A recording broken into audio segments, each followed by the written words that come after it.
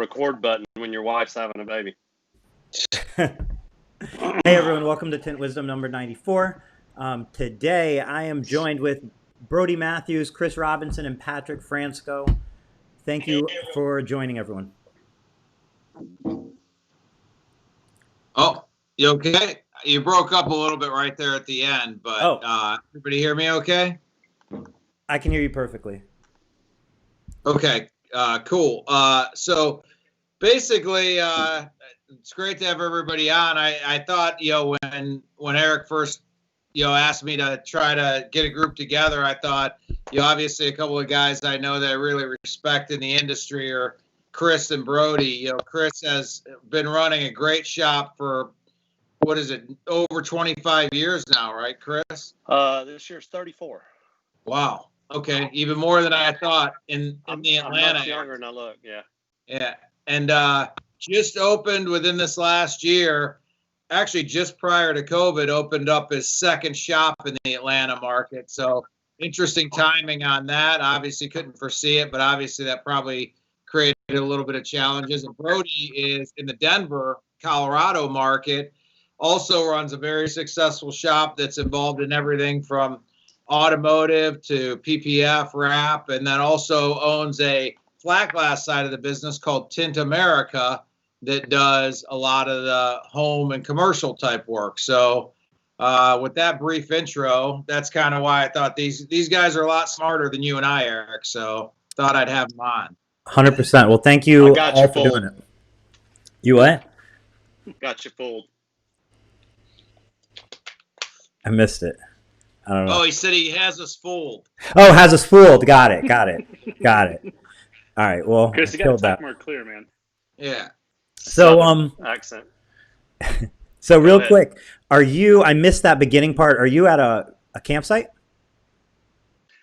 Yeah, for the weekend with the family. Very nice. Kind of the last hoorah of the year. We've had a rough time here in Georgia with COVID and schools starting back. I'm sure y'all have caught that on national news. No, so what, as far as like your business goes, how has that been affected or what's going on? Early March, we were concerned for sure. We actually shut down for a week. The governor had put down some orders that we thought was going to affect us. And then after about a week, we opened back up because nobody else closed. And I would say after we opened up, we started ramping back up. And by the end of March, the 1st of April, we were at capacity. I mean, we couldn't do any more work. Our commercial and residential side really didn't shut down.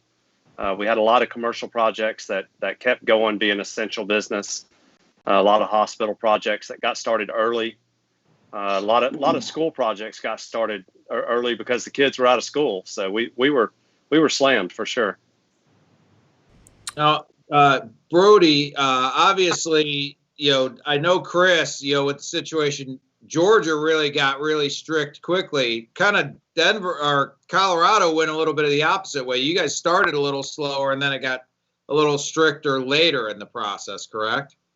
Yeah, so similar to Chris, we didn't really know what was going to happen.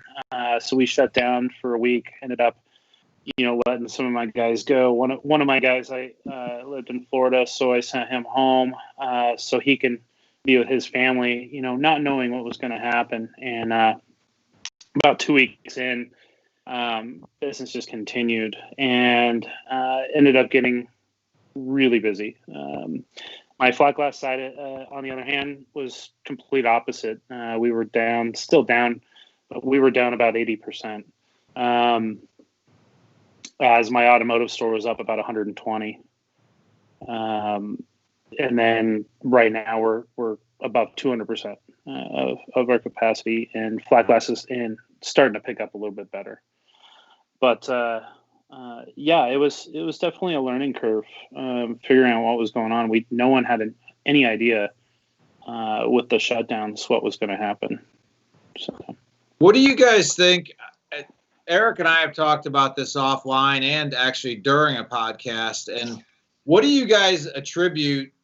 Most shops I talk to around the United States right now, specifically on the auto side for sure, are telling me that they are slammed. I mean, like in some cases booked 4 weeks out, booked into the end of September, starting to book into the first week of October. Obviously, there was some stimulus money. There was some of the unemployment, but there's also some uncertainty in the marketplace too. I just feel like I really haven't spoken to many people that aren't slammed. What do you guys attribute that to? Obviously, it's the summer season, so we're always busy, but this is over and above the normal summer rush. Mm-hmm. I think I can answer that pretty well for the southern region. Is you have more people with flexible schedules now. They're all working from home. It kind of runs in parallel with our residential side of the business. Our residential side over the past 5 years has just been teetering. It hadn't been great. It hadn't been bad. We've just been cruising along. But this year, our residential's up 100% because everybody's at home. They're working out of their office. They're getting up at 6 a.m., jumping on the computer, getting their work done. Then they're running out and doing errands. They're getting cars tinted.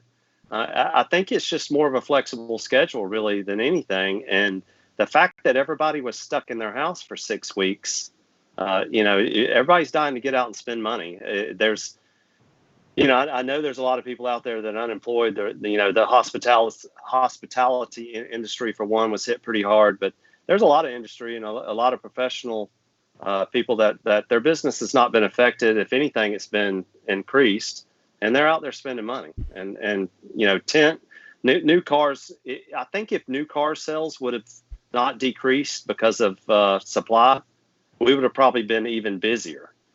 But the used car market was good. A lot of cars coming in getting tinted. That's what I think it is here in Atlanta. Yeah. You feel the same out there, Brody, or you feel a little different? Automotive-wise, about the same. With the residential and commercial side, different. And this may have a difference between a red and a blue state. Ours, it was people didn't really want us in their homes.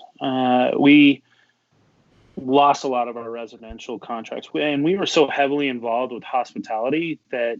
I literally have a stack of bankruptcies that were sent to us during this time.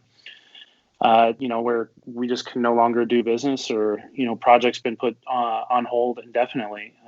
We've got literally right before the shutdown, we had a very, very large project that was put on hold indefinitely. I'm talking we were signing that week contract. So, that was a pretty big change and a big impact, but the automotive is just greatly taken over, and we're not in any type of struggle because of it, and it's been kind of nice. And I think people now are kind of over it here in Colorado, and they're starting to feel more comfortable letting us into their homes. We are doing a lot more things like taking our temperatures and if anyone's sick, we sit them down, and we're canceling those estimates or in-home visits if any of us need to have a COVID test until we have results. So, do you guys feel? Is there any concern, or is there any thought? Obviously, as things are so busy now, we're heading into the final stretch of the election cycle. There's still unknown about whether we'll see a second surge of COVID, things like that. How are you guys managing the business to say, hey, business right now is booming. We've got more business than in some cases we can handle, but also keeping an eye on the fact that there's still a lot of unknowns out there right now. And I kind of am trying to advise a lot of the people I talk to be, I'm not saying I tend to be an optimist, in general, but I also don't want to be naive and think that it's going to continue like going crazy like this. What do you guys feel like, what are you guys thinking as we head into the fall and into the colder months, especially obviously, Brody, you get some real weather where you're at. Chris, not so much in Atlanta, but, how are you approaching this fall and winter? Maybe differently than you normally would. I can start, Chris, or you want to? Go ahead. I'm being very vigilant right now. We're just taking a lot of our capital and just growing it right now, and, as an expected November to be pretty rough. I've advised our staff to make sure that, they prepare for November, just because the weather, and then, with the election, we just don't know what can end up happening. It's doing great now, and it may continue, but we definitely want to be planning for something that could end up drastically changing. So, taking this income that we are getting, that's kind of this phenomenal amount of business, and just holding on to that capital is going to let us, continue business, in the hard times if we do end up going that direction. I don't see it going that way. I really don't. I'm pretty positive on it, but there is still that chance. Yep. For us, it's business as usual. Really, we for an old business like us, we've been through downturns several times, and after 2008, we learned our lesson, and we keep a pretty good cash reserve. So we feel like even if it turns down, we can make it through the winter, which is typically a down season for most shops. For us, we're such a retail shop, it doesn't affect us much, but we're prepared. Definitely, we're not spending extra money. We did have a plan this year to expand to a third shop, and we're still carrying on with that. We're not gonna bench that because we already had the plans in place. So we're a little behind track, but we hope to have it open before the end of the year. But if not, it'll be probably by the end of the first quarter. Employee wise, we have staffed. We're still shorthanded on admin, but installers we're always short. So we're always looking. We hope that when we go into the winter months, we're going to pick up a few extra installers that are looking for work. So we hope if everything goes as planned and we don't have any, major fallout from the COVID or fallout from the election, we hope to start the first of the season, the first of the second quarter, stronger than we ever have, staff wise and just our footprint. That's really what we've worked on the past couple of years, is expanding our footprint in Atlanta. Customers, especially retail, are only going to look so far out, maybe 10 to 15 miles, and we're trying to put a shop in each one of those areas. As far as you've obviously been in business a long time, you say you feel pretty prepared because you've been through a lot of downtimes and uptimes. To a newer shop that hasn't been through a downtime, is obviously you want to have some capital and you want to be prepared. I guess what would you say to a newer shop to help them benchmark whether what they're considering prepared for kind of maybe what is coming in this next year is underprepared, adequately prepared, overprepared? What does prepared look like to both of you? I would say don't be fooled by the the rush of business. It's going to be just like normal going into the off season for a small shop. Small shops are very volatile to weather. They're volatile to the car market, especially automotive. But I would say they need to be nesting all their money, watching what they spend, using caution when expanding with employees. Most of the time, most shops have one or two good employees, and then they have one or two bad employees that are not going to stay anyway. Those would be the first ones I'd start cutting. And business is business. When it comes to protecting your business, whether it's your friend or not, you have to cut them. The guy that, a guy told me one time, the guy that got you into the business to where you are now may not be the guy that's going to get you to the next level. So you always got to look at what it takes to grow. Growing in the off season is not the best time.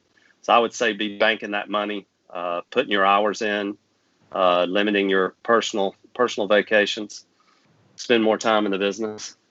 As he's on the Skype call from the camera. No. Hey, I work all the time.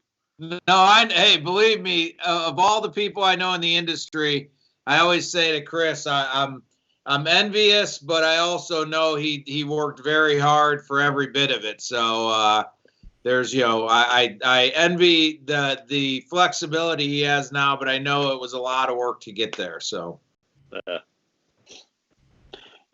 one thing I want to add to that is keeping your inventory up. We've noticed with different film manufacturers that there was a shortage during the shutdown. The larger manufacturers, there wasn't really any, and no one really noticed it because they have enough supply. These smaller manufacturers that are out there that are, it was pretty difficult to get some films sometimes, and to where you're making decisions of, okay, do we, purchase a higher, more expensive film just so we have the entry level films and then work on our sales team. It's better to just have that product and start stocking just in case. You're going to use it regardless. I mean, I know companies that are purchasing their entire year's worth of window film for their business. I'm not saying to go do that on a smaller company, but yeah, I find that hard. Yeah, but those that are capable of doing so, you could. And it's not just the convenience of having the film. Typically, like when you're making those larger purchases, you're saving 10%, you get the discount. saving 1%, and that is some big money over the course of the year. So it is hard to do, but it is if you can do it, it's a good use of your cash. If this is the business you're in. Yep. I look at it differently. I think whenever we talk about inventory in an automotive shop where you're carrying 3 lines of film, 3 different shades, that's pretty easy. And we actually have a converting machine to where we buy bulk rolls and convert it all down. But when it comes to commercial and residential, you don't know what film you're going to be selling. You may buy 10,000 square feet of NV15 and not sell any of it, and everybody's going for different films. So we rely on our sub distributors and our distributors to bank that film for us, and we will order it more than 1 roll at a time. But I just can't see putting 20, 30 rolls on the shelf.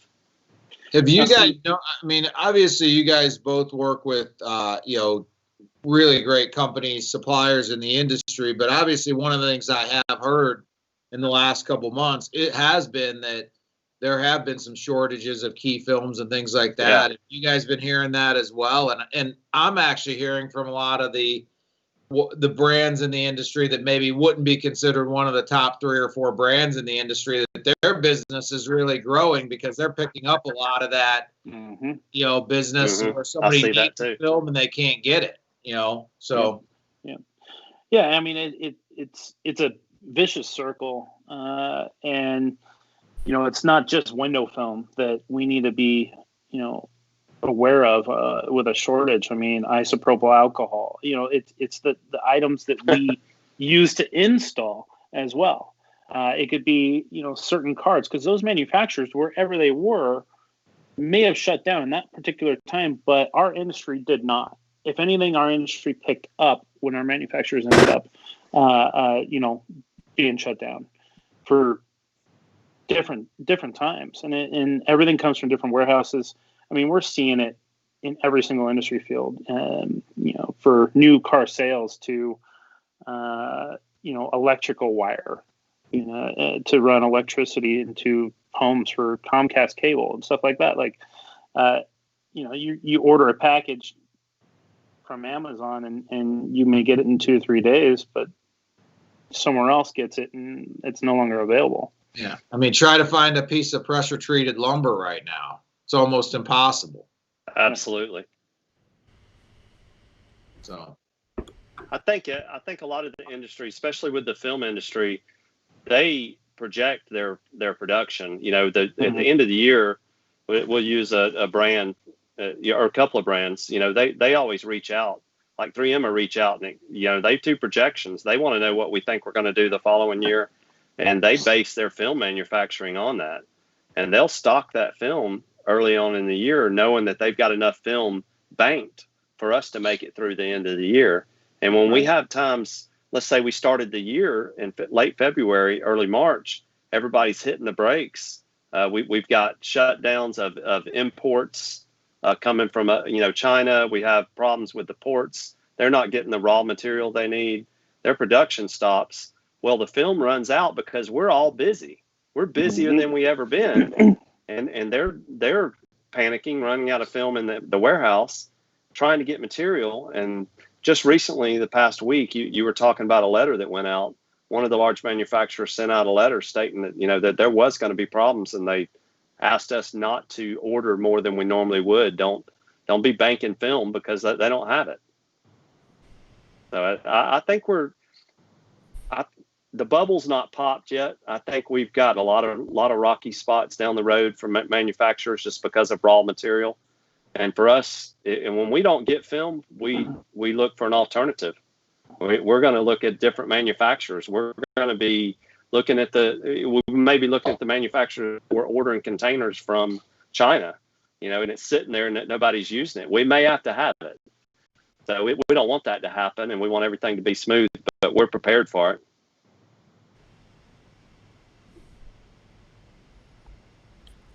it. I think Eric's locked up a little bit. You still there with us, Eric? Yeah, can you hear me okay? We can hear you. It just seemed like your screen got locked up, but everything looks good on my end.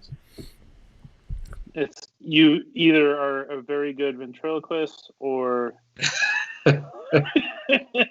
yeah, mine looks really, really slow. So, and I'm actually on cellular. So yeah, you look great. Actually, I wanted to know what you were using for your service, because when I'm out in the middle, some areas, because you're typically, I say, like you need to be like to a solid Wi-Fi, and you're on some sort of cellular service that is super clear. So very good. AT&T. Nice. He's in his backyard, man. Yeah. Oh, did I mention we have a cell tower? Yeah. What do you guys think? One of the reasons I wanted to have you guys on as well is because you guys, as long as you've been in the industry, a lot of times people get to a point where they've been in the industry for 20 years and they start to lose their passion a little bit for it, and they kind of shift things into cruise control. And if you've been running a business fairly well in this industry, you can get to a point where you're making a pretty decent income. And it's very common for people that I've noticed in the industry, when they get 20 plus years in, to sort of shift it into more of a maintenance mode and just kind of cruise it to the finish line.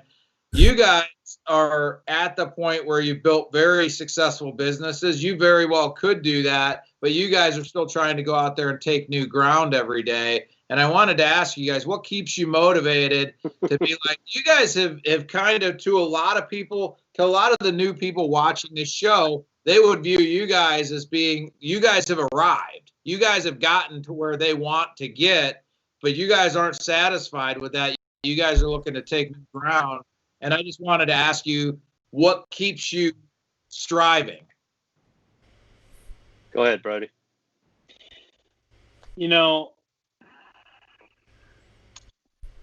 Mentorship, that really does help. I've got a pretty good, solid set of people in my life that help mentor me into continuing the success. Seeing with my staff their lives changing, is very rewarding.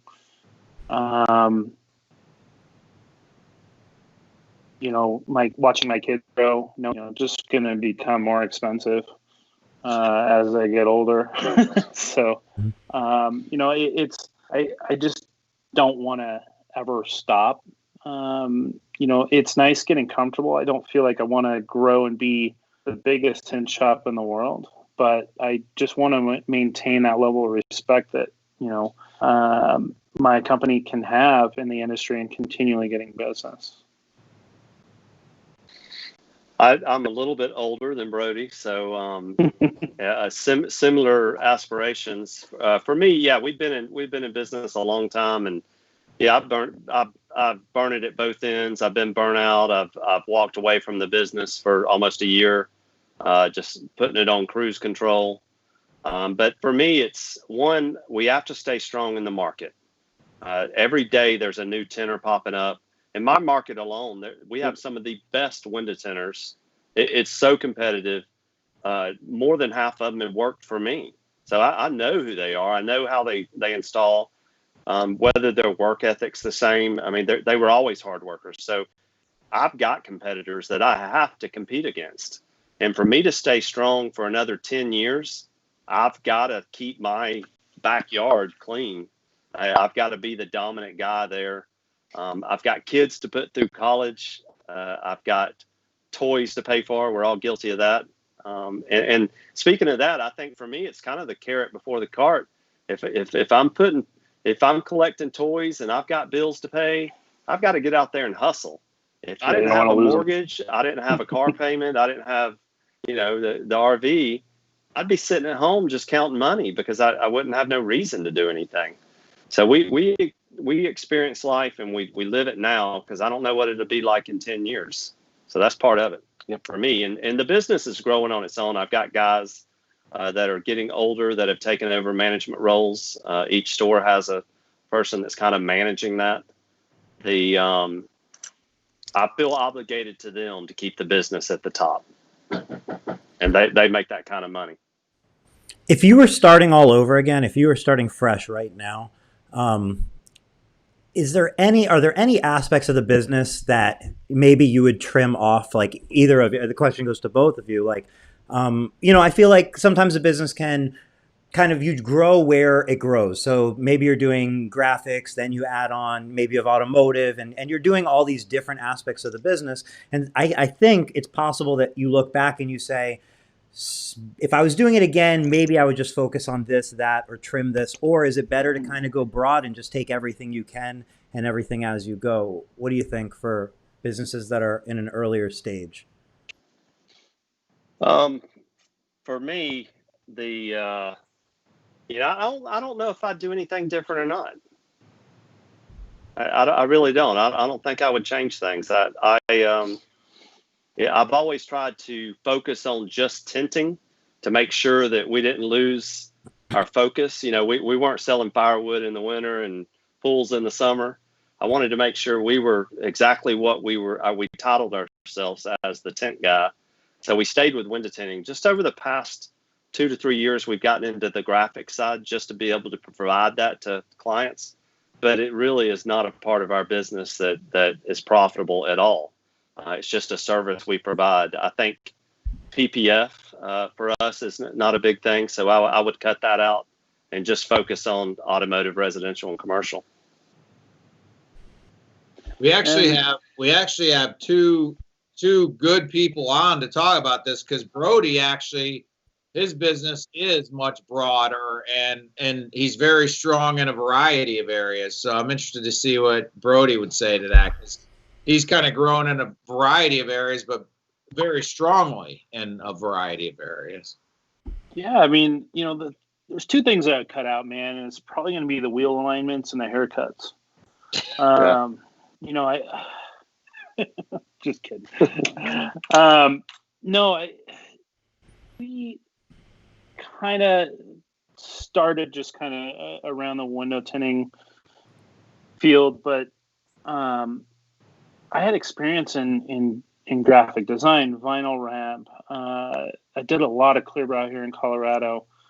And I just continually added those services and, just made sure that they all focused around the same thing to where I have multiple things that I can upsell a single customer or client in. So we utilize, our more affordable services, like our window tint, to really turn into big dollar tickets when they come into our store.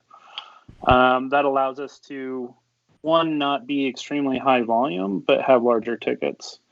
And just keep our quality extremely high doing so.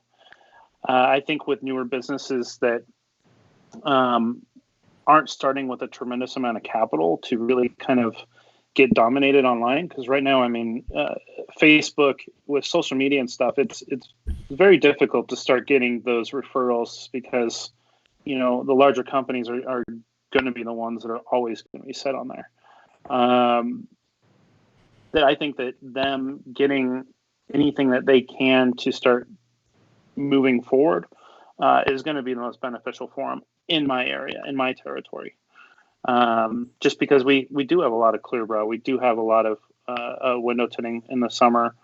The residential and commercial is tremendous because of our elevation. So, it's kind of a little bit different than where Chris has got up where he's at. So.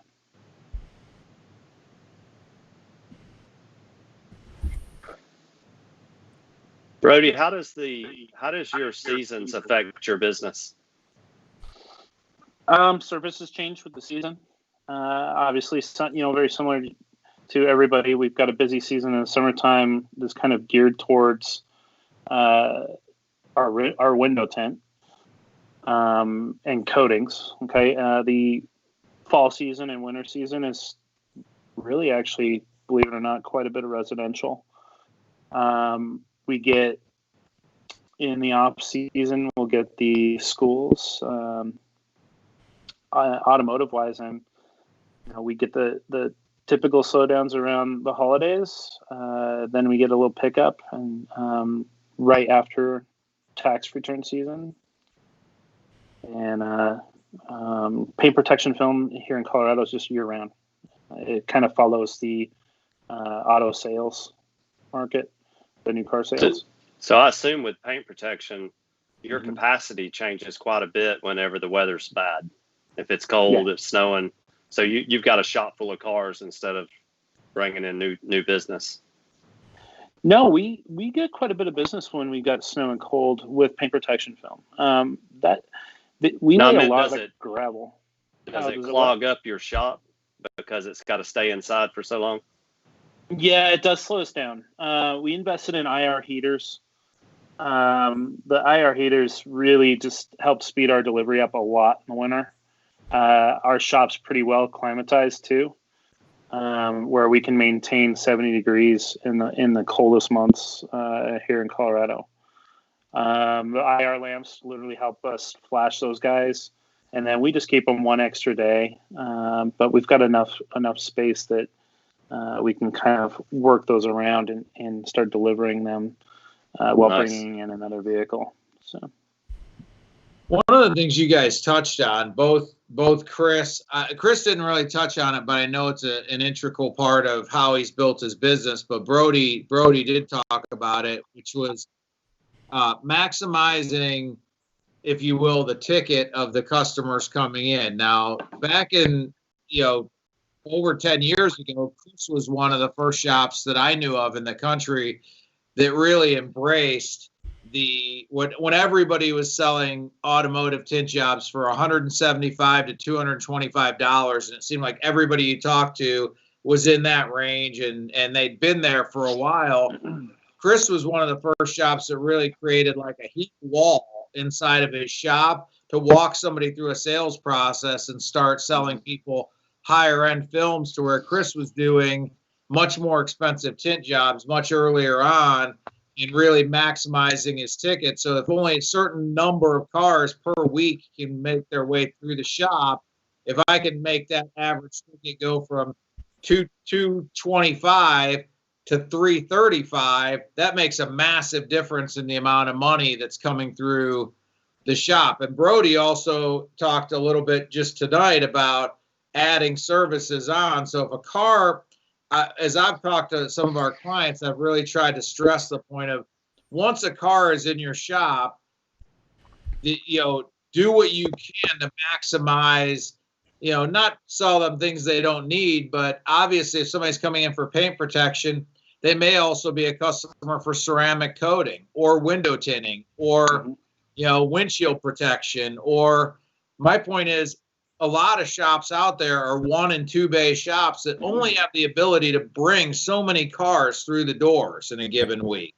So if they can just raise that average ticket on each car, it makes a huge difference at the end of the week, the month, and the year. Yes. I mean, that one good point on that, man. I just kind of add to that is, we get a customer in for a window tint. They may have found us online looking specifically for a window tint. That doesn't mean we don't realize or know until we ask that customer if they already looked for other services. Were they looking to get their car ceramic coated? Were they looking for clear raw as well? Maybe we didn't rank in those, someone else did. And they have no idea until they bring their car in and we let them know that we offer those services, that, man, I was going to get it ceramic coated by this guy. I was going to go swing a clear, but I can get all 3 things done here. Let's go ahead and do it, and I'll cancel those appointments that I had with them. So you just don't know until you ask the customer. If you never say anything, those customers you're just selling them the window tint. That's it. Yeah, you definitely got to cross sell. You know, when my residential crews are out or commercial crews are out, they're collecting auto business. Now, most people are, like I said before, are not going to travel more than 10 or 15 miles, especially in Atlanta because there's so many shops. But for in our waiting rooms, we cross sell for residential and commercial, and we have to. We'd be a fool not to. We do offer paint protection. It's just not a big business for us. The ceramic coatings and stuff we probably won't get into just because of the relationships we have with other businesses that do that. Do you guys, when you're talking about cross-selling, specifically talking about window tinting, and you had mentioned residential, commercial to automotive customers and vice versa, do you guys ever get to the point where, like, as you're doing a home or as you're doing a commercial property, you will offer an incentive? Like, I've talked to some shops about, that you're doing an office building and there's 20 people that work there. Before you leave, offer the 20 people, say, hey, it's been great to be able to help you guys with this. If any of you guys are considering getting your cars tinted, like offering a discount card or offering, leaving a brochure, or vice versa. I know some shops that every car that leaves, along with the warranty instruction, is a brochure for the flat glass side of their business. So they're always trying to connect the dots between the two. So brochures usually get thrown in the trash can when we hand those out. We never really notice much penetration with it. We'll get occasionally those, but we do $25 gift cards to our residential customers to be used in the auto store. And we've found that people have been driving 60 miles to our store just to utilize that $25. Wow. Yeah, that's like a 5% discount for us. And I would like to say that we do everything the way it should. We mention automotive tinting, we offer discounts, but when you have 15, 20 employees that all have their way of doing stuff, we can have a meeting and say, you need to tell everybody we do auto tinting, and only one of them is going to mention it for a couple of days and then it's forgotten about. But it is there. Customers will ask, and if they say, do I have to get a discount for my car, then they'll say, sure, I think it's 20% off. And we get pretty aggressive with it. If they're going to drive, if they're already a residential customer and they're bringing a car to get tinted after the fact, yeah, we're going to give them a discount. No, yeah, I mean, that's kind of just how we keep customers for life, man. That keeping that customer for life is really what keeps your referrals up. Those are the easiest jobs to close, and you continually get business from them. As long as you maintain your name in front of them, you continually check in on them once a year to see how the window film's doing, and see, offer different promotions and different things at the shop to get them more involved in your company. Making sure that they're following you on Facebook and stuff, and your other social media, and that's when they know, when they trade in their vehicle 3 or 4 years down the road, that they're going to come back to you and continue doing business. Yeah, I think that what you had mentioned, Brody, like once somebody's in the shop and I think once somebody has taken a step to, they've decided to have their car tinted by you or their home tinted by you, they've crossed that trust threshold, for whatever you want to call it. They've crossed the trust threshold and entrusted. At that point in time, it's so much easier for a business to continue to sell more items to that person, because unless you've blown it in that initial transaction, they've already, like that, you don't have to continue to go back to square one and get them across that threshold again. It's just a matter of whether you offer something they need or not. They've already decided that they trust you to do work for them. So it's just a matter of checking as many boxes for them as you possibly can, For us, there's basically 3 different clients for us. One, because of the age of our company, we've been in the same location. It's my hometown, so I've got a pretty good, following there. But it's either repeat business, customers that have been using us for years, or it's spontaneous purchasers that, have the day off and want to get their truck tinted. and two, it's the reason we get that is because we operate a retail store that's open from 8 to 6, and we take walk-ins. Other guys, if it's a solo act out there, he just is not going to take a walk-in, especially if he's mobile or something like that. For us, we get a lot of people call. We'll say, bring it right in, and we'll pull a car out, pull it in, do 2 doors. That's our customer for life. Mm-hmm. So we really target that. We target our repeat customers. We take care of them as in, a discount for being repeat. If somebody calls and has never been in before and they're looking to get something done that same day, we try to accommodate them. And then 2, we make ourselves available online. We spend quite a bit of money. I would like to say we probably spend more than anybody on SEO and pay-per-click stuff to be in front of everybody. It gets expensive, but that's those customers that are looking for it right now, right then, they want to be able to find you. And a lot of people, I think, focus on trying to put ads out on Facebook that are kind of these broad, like, hey, who can I convince to get tint, versus focusing on where are people that want it right now looking for it, because it's such a more difficult process to convince people that they need tint than it is to just get in front of somebody who's looking for tint right now. And then to the point of like cross-selling, I think one of the, I agree with the flyer thing. The flyers are just kind of an opportunity to talk to the customer. You're handing them something so you can bring it up, maybe convert them on the spot. But something I think that is even a better use than that dollar flyer is, if you have their email addresses, setting up retargeting campaigns on Facebook. And if, like you said, if they were an automotive customer and you retarget them with ads that are specific to your home, we did your car, we can do your home, and you do that vice versa, those pennies on Facebook go pretty far. The cost of like flyers isn't free, and handing them out and all that, it can be something that it's not their choice anymore to see it or not. And then if they do like your page, of course, then you can target them and their friends, which doesn't take a ton of work, but is a way to, I feel like keep yourself active in your client base without, with some automation. One of the things I wanted to mention, and I know this probably goes without saying, but because I talk to a lot of clients around the country, I find that it does come up when I'm talking to them is, even if you're doing it manually, but hopefully you have some technology that you're using, one of the things Eric just touched on, make sure that when you're making sales to customers that you're collecting email data. It is critical. I mean, your social media channels are great, but you don't own those channels. You're living on somebody else's real estate. Your page is on Facebook. Your page is on Instagram. You're living on somebody else's real estate. Your email list is an asset to your company. You own that list. I don't care if you have 10,000 people that like your Facebook page, something can go crazy and that can be gone.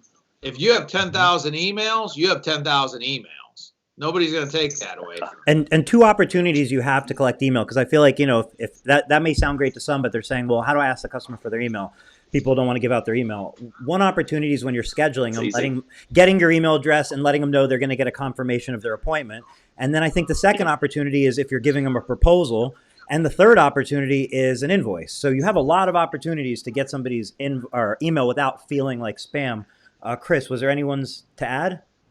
Because you said it's easy. How do you do it? Yeah, we definitely, nobody makes it through my door without giving them, at least a first and last name, a phone number, and an email, because our scheduling system, the same scheduling system that we have clients schedule online themselves, is the same one we use in-house. When somebody calls, we log on, we put their email in there. They get an email confirmation when the appointment's made. They get an email confirmation the day before with what you shouldn't do or what you shouldn't have in your car, blah, blah, blah. And then the day after their job is done, they get another email, which is cross-marketing for residential and commercial, but also, just a follow-up from me, Chris. If anything is wrong, please contact me directly.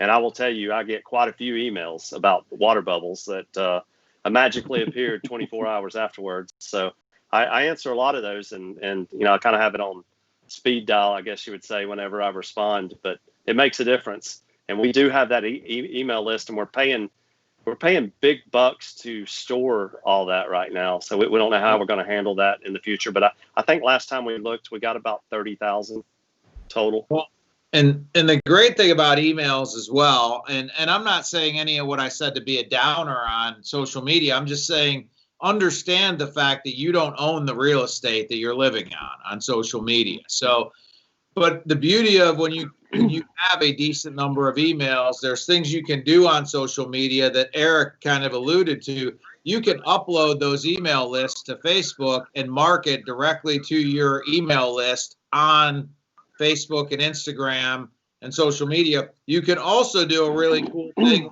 just to say you can create a lookalike audience, and you can let the data that Facebook collects on everybody say, in Chris's case, look at these 30,000 people that I have an email list on, and match them up to all the data that they have, and then find me 30,000 people that look just like these 30,000 people. And I want to market to them, because statistics would say that if this 30,000 people have been people that have chosen to do business with me, if I find a similar group of 30,000 people that have similar interests, all these different things, my chance of selling to them is much greater. So email, you can do so many powerful things with an email list, but you got to collect those emails. You have to collect those emails. It's so easy to get an email now. I just we just tell them. Go ahead. I'm sorry, I just got like a important message. That's not 30,000, it's 130,000. To make that clear, my office girl, you're way off. There you go. Well, even better. I mean, the more you have, the better it is with regard to basically allowing Facebook's algorithm to work and use that data to your benefit is one of the beauties of it. But the reason you have that many, though, is, you've, like you said, you've been in business almost 35 years, and you've been consistently collecting over all those years. And I'm just surprised at how many people are more comfortable and more reliant on the fact that they have 10,000 people that follow them on Facebook, but they don't do a concerted effort of collecting emails. And I think I'm a big social media guy, as you guys know. I'm a big proponent of marketing on social media, but not at the mercy of not collecting emails. You have to collect the emails. I mean, like I was saying, how easy it is. I mean, we just tell our customers that we're paperless, and we'll be sending the receipts through email, and I get their email right there. Simple.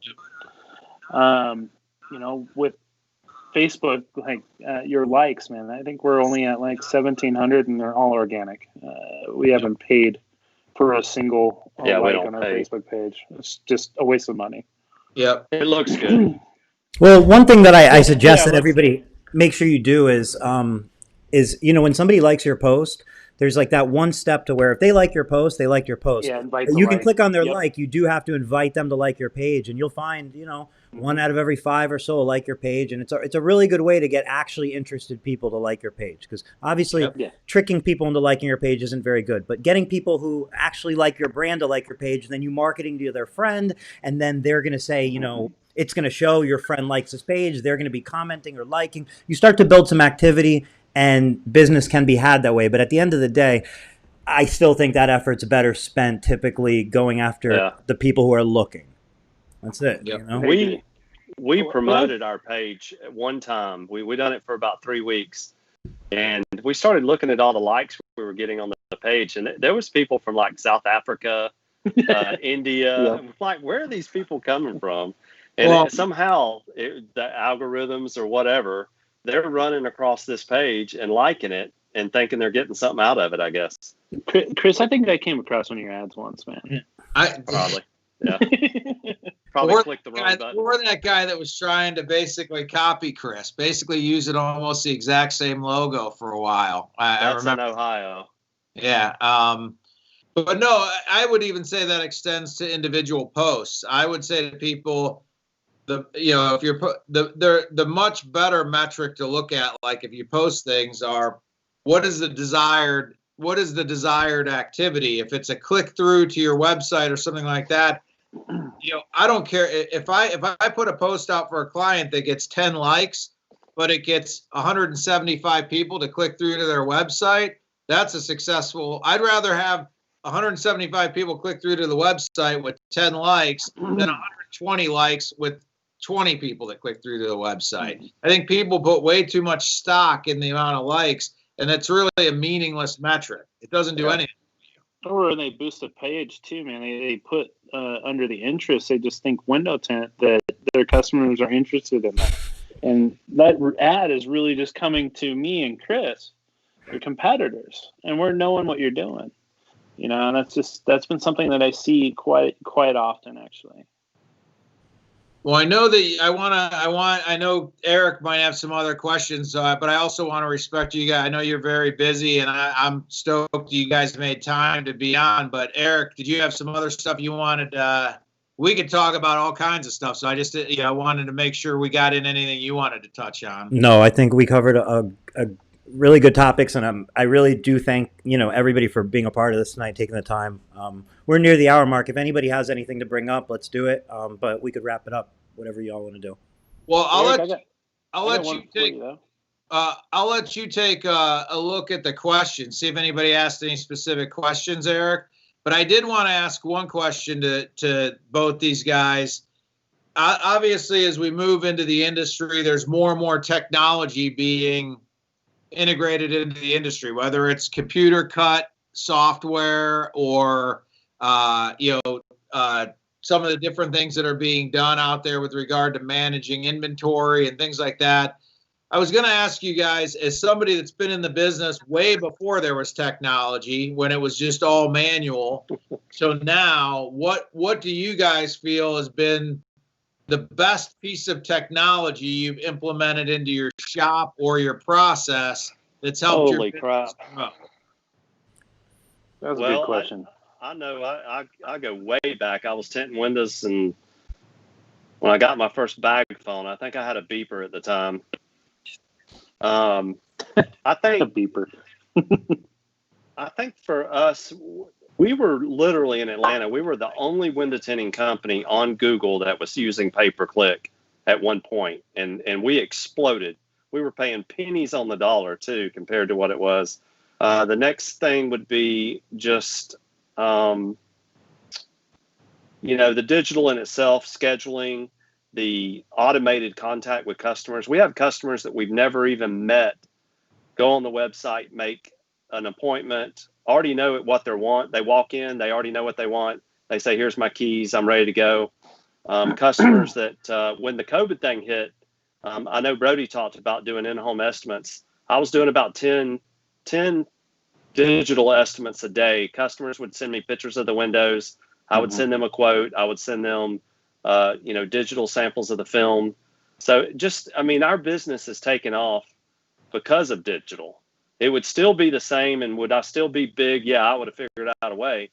But the internet and automation really made a big difference for us. Definitely. And point of sale, Eric. I think your system, the Tint Wiz program, is really making a big difference with a lot of people, because they're keeping everything all in one house. You've got your email contacts, your quotes, your billing, everything together. That's it. From, as long as you have a system, as long as you have a process, from how are people going to contact you all the way through them being a paid customer, as long as you have that pipeline built out as a company, you can always make it better. You can always try to speed it up. And, I just think it's important to try to have those systems in places. It just can't be random.